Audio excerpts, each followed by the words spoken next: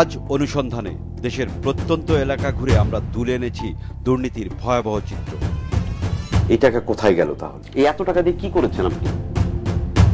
ভুয়া bill voucher করে সরকারি বরাদ্দের কোটি কোটি টাকা হাতিয়ে নেওয়া হচ্ছে। বলা হয় যে আপনার সময় উনি বেশি প্রশ্রয় পেয়েছেন এবং না না এই কারসাজির পেছনে একজন ব্যক্তি। আপনার বিরুদ্ধে আমাদের কাছে দুর্নীতি সুনির্দিষ্ট অভিযোগ। ক্যামেরার সামনে তাকেও নিয়ে এসেছি। কোনো দুর্নীতি আমি করি নাই। আমাদের কাছে প্রমাণ আছে তো। কোনো প্রমাণ নাই। এই যে দেখেন আপনি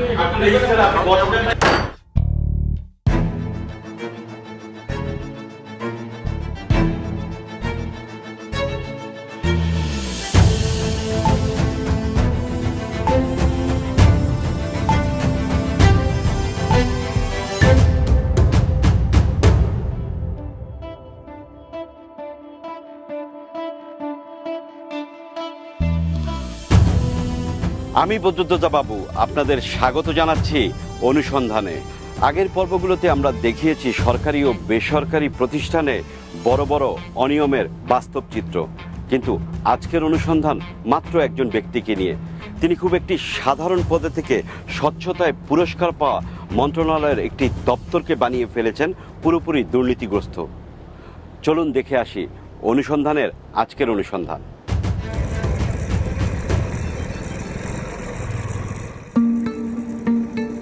দেশের এক প্রান্ত থেকে আরেক প্রান্তে ছুটেছেন তিনি, কখনো এই মোটরসাইকেলে চেপে, কখনো বা পায়ে হেঁটে। রোদ বৃষ্টি দিনরাত উপেক্ষা করে এমনকি ছুটির দিনেও কৃষকের ডাকে ছুটে গিয়েছেন মাঠে। এভাবে জীবনের 3 দশকেরও বেশি সময় ধরে এই ওসমান গনি দেশের কৃষি আর কৃষকের জীবনমান উন্নয়নের নেপথ্যে কাজ করে যাচ্ছেন। পেয়েছেন বঙ্গবন্ধু কৃষি পদক। তার সাথে আমাদের দেখা হয় টাঙ্গাইল সদর উপজেলার গোয়ালপাড়া গ্রামে। আমার ব্লকটা অনেক বড়। এখানে আমার অধীনে 1700 কৃষি পরিবার আছে। 1700 কৃষি পরিবারকে আমার সেবা দিতে হয়, যার জন্য আমাকে সকাল থেকে সন্ধ্যা পর্যন্ত তাদেরকে ছুটে বেড়াতে হয়। আমার পরামর্শ অনুযায়ী কৃষক যখন তার ফসল ঘরে উঠায়, তারপর আমার সামনে এসে যখন বলে, ভাই আমার পরামর্শে কাজ হয়েছে, আজকে এই বছর আমার 1 বিঘার ধান বেশি হয়েছে, তখন আমার খুবই ভালো লাগে। ওসমান গনির মতো এমন হাজারো কৃষিবিদের প্রতিষ্ঠান এই কৃষি সম্প্রসারণ অধিদপ্তর। দেশের কৃষি উন্নয়নের যাত্রা শুরু এই খামার বাড়ি থেকে শতবর্ষ আগে। কৃষি মন্ত্রণালয়ের অধীনে থাকা এই দপ্তরের কাজ হলো গবেষণা থেকে পাওয়া বিভিন্ন প্রযুক্তি কৃষকের কাছে নিয়ে যাওয়া। আর এই কাজটি করা হয় সংস্থাটির প্রতিটি জেলা ও উপজেলায় থাকা নিজস্ব অফিসের মাধ্যমে। তেমনই একটি অফিসে এসেছি আমরা, রাজধানীর খুব কাছাকাছি ধামরাই উপজেলা কৃষি অফিস। বড় উপজেলা হবার পরও এখানে বরাদ্দ এসেছে নামমাত্র। গেল বছর কোন খাতে কত বরাদ্দ পেয়েছেন রেজিস্টার দেখে সেই হিসাব জানাচ্ছিলেন উপজেলা কৃষি অফিসার। কম্পিউটার সামগ্রীতে আমি 10,000 টাকা পেয়েছি, স্ট্যাম্প ও সিলের জন্য এটা পেয়েছি 3,000 টাকা, আর হচ্ছে কম্পিউটার মেরামতের জন্য পেয়েছি 5,000 টাকা।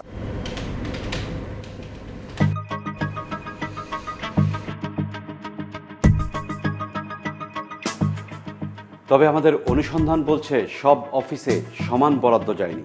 কৃষি সম্প্রসারণ অধিদপ্তরের মোট 703টি অফিসের কোথায় কত টাকা বরাদ্দ দেওয়া হয়েছে সেই হিসেব আমরা তুলে এনেছি। এগুলো দীর্ঘ 3 মাস ধরে বিশ্লেষণ করার পর এখানে বড় ধরনের অসঙ্গতি আমাদের চোখে পড়েছে। সেগুলোর কয়েকটি আপনাদের দেখাতে চাই। এখানে দুর্নীতি হয়েছে কয়েকটি খাত ধরে, যেমন স্টেশনারি, কম্পিউটার সামগ্রী, কম্পিউটার, আসবাবপত্র কিংবা অফিস মেরামতের নামে অন্তত 50টি অফিসে আমরা অস্বাভাবিক বরাদ্দ যাবার নজির দেখতে পেয়েছি।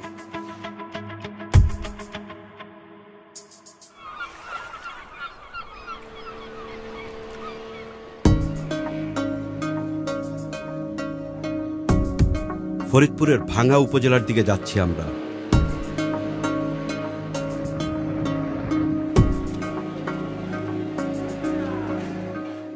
বেশি বরাদ্দ পাওয়া উপজেলাগুলোর একটি এটি।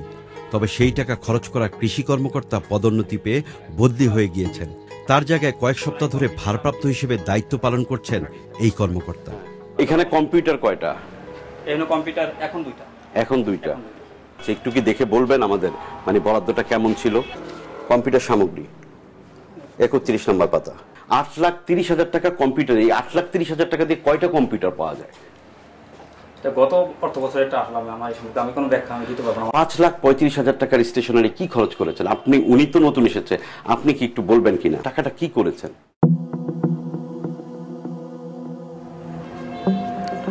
এই আসবাবপত্রগুলোর দাম কি 3,55,000 টাকা হবে?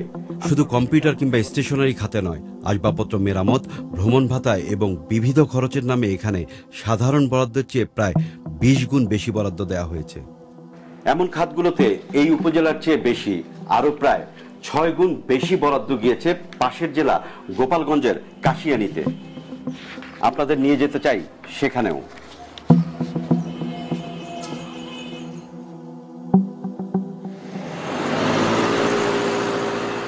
কাশিয়ানী খুব বড় উপজেলা নয়, তবে এখানকার কৃষি অফিসটি দেখে তা বোঝার উপায় নেই। দোতলা এই ভবনটির বেশিরভাগ কক্ষ খালি পড়ে থাকে। কর্মকর্তা কর্মচারী মিলিয়ে এখানে আছেন মাত্র 11 জন। এই কম্পিউটার টাকা তাদের ব্যবহারের জন্য রয়েছে এই দুটি কম্পিউটার।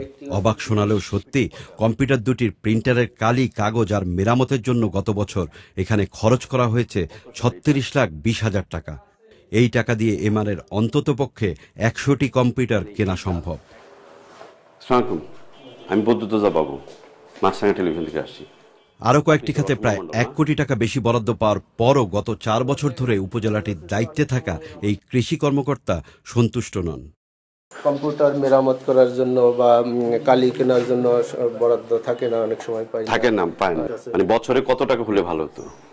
বছরে যদি আমরা 50,000 টাকা কম্পিউটার খাতে পাই, আসবাবপত্র খাতে যদি আমরা 80-90,000 টাকা পাই, তাহলে আমাদের সুবিধা হতো। এটা শেষ বছর কত পেয়েছেন? শেষ বছর একজাক্ট আমার খেয়াল নেই, আমার কাছে আছে, একটু যদি দেখেন। 27 লাখ না। এই যে আপনি বললেন 50,000 টাকা, আপনি তো 27 লাখ টাকা বরাদ্দ পেয়েছেন।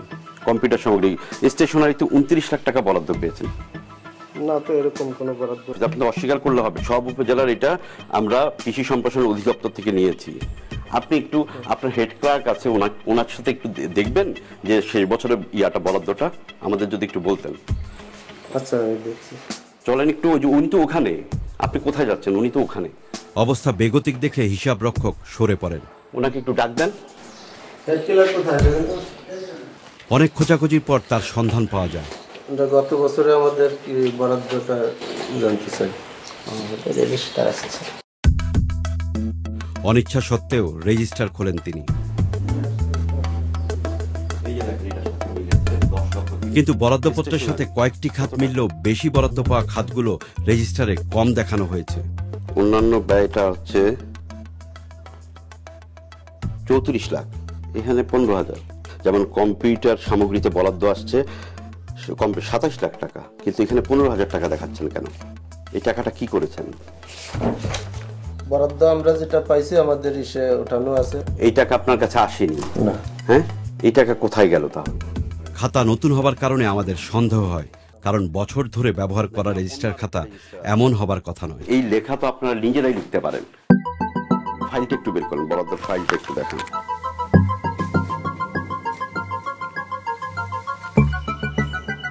গোটা অফিস ঘণ্টাখানেক তন্ন তন্ন করে খোঁজার পরও বরাদ্দের ফাইলটি শেষ পর্যন্ত দেখাতে পারেননি কেউ। আশ্চর্যের বিষয় হচ্ছে, গত 3-4 বছরের হিসেবের ফাইল ওনারা বের করতে পারলেও গত বছরের বরাদ্দের ফাইলটা ওনারা দেখাতে পারছেন না। এটা কি হারিয়ে গেছে নাকি ফাইলটা? না, হারাবে কেন? আপনি কি চলে যাচ্ছেন?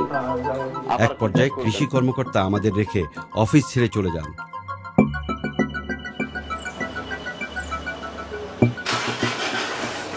আপনি আমার একটু বলেন তো বিষয়টা কি? এরপর হিসাব রক্ষকের কাছে ফাইল গায়েব হয়ে যাওয়ার রহস্য জানতে চাই। তিনিও সব খুলে বলতে চান, তবে ক্যামেরার আড়ালে। বলেন, অসুবিধা নেই। হ্যাঁ, আচ্ছা, ঠিক আছে, ঠিক আছে, বলেন বলেন। এক সত্যি কথা বলতে হবে, ফাইলটা আমি গোপনে কোথায় রাখছি, এটা সত্যি কথা। কেন গোপনে রাখছেন কেন? এই যে এই ভয়ে আছি, আমাদের কত আসছে? ওই যে বললাম 25 লাখ। এরকম তা আপনারা যে এখানে 15,000 টাকা উঠালেন, এটা আপনারা কিভাবে তাহলে ম্যানেজ করেন?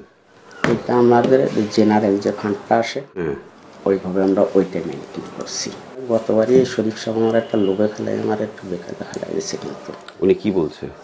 উনি ওই যে কিছু টাকা নিছে, আমি বললাম না 10% টাকা নিয়ে বরাদ্দটা দিছে 12 লাখ। আপনি কত নিছেন বাকিটা? আমার হয়তো লাখ 5 ছিল, আর শরীফ সাহেব কত নিছে? শরীফ 5-এর মতো দেওয়া হয়েছে। 5 লাখ দেওয়া হয়েছে। এটা কিভাবে পাঠাইছেন? যে নিজে দিয়ে আসছি। কোথায় গিয়ে দিয়ে আসছেন? আমি ওনার অফিসে